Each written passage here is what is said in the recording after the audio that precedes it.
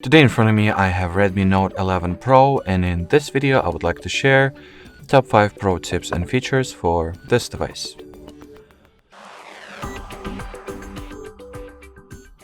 So to begin, I will demonstrate that you can set up the fingerprint ID unlock method. So in order to do that, you will need to launch settings, then go for the passwords and security, tap at the fingerprint unlock, then choose what backup screen lock method you would like to go alongside the fingerprint. So set up whatever unlock method you went for. In my case, I'll go with the pattern, and then you can start adding the fingerprint. So the sensor is located at the side power key, so just gradually lay and lift your fingertip onto the scanner until the full surface of the fingerprint will be added, or rather read and enrolled.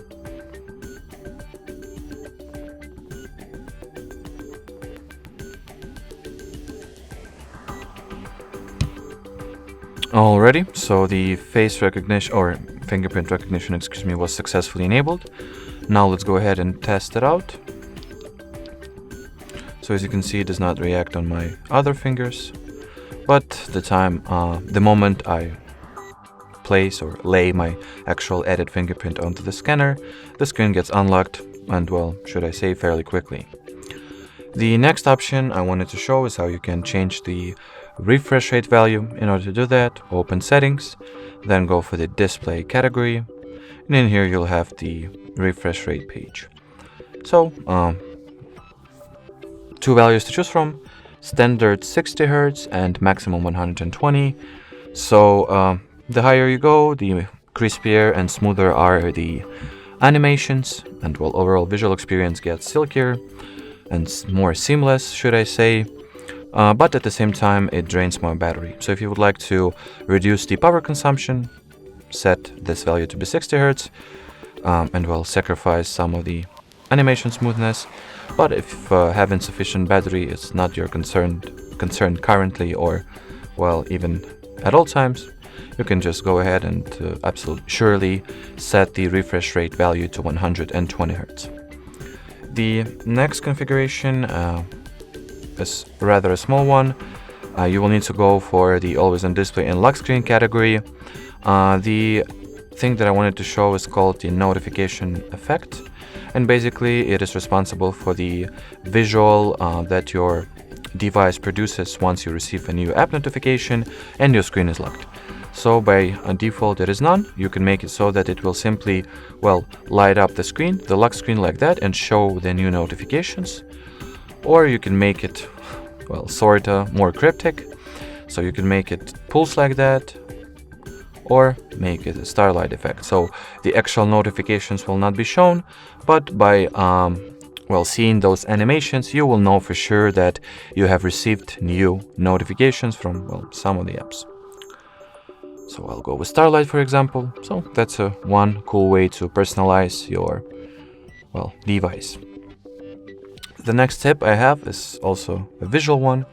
It's how you can change this home screen change animation.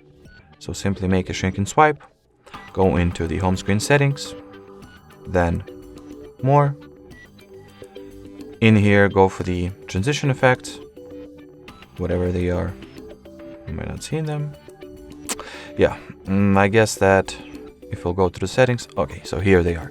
You will not need to go into the more section. Just from here, go for the transition effects and choose whatever effect you consider the most fitting. So currently it is set to be cube. You can make it rotate, cascade, slide, crossfade, tumble, or page-like. So I'll go with tumble, let's say. Then do not forget to tap at the done button to apply changes. And as you can see, the home screen transition animation was successfully changed. The last tip that I have for this video is the performance related, as the feature that improves the performance overall and allows you to use your device to a longer extent, So open settings, then go for the additional settings category and open the memory extension page. So what this feature does, it allocates 2 GB of internal storage and starts using them as virtual random access memory.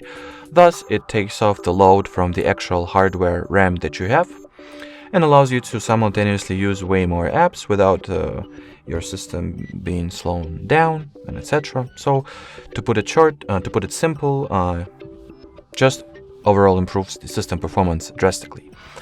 So if you're ready to sacrifice 2 GB of your internal storage, just switch on this toggle and reboot the device in order for those changes to be applied and take effect. Alrighty, so that will be it for this video, guys. If you found it helpful, do not forget to leave a like, comment and subscribe. And I guess I will see you around. Bye bye.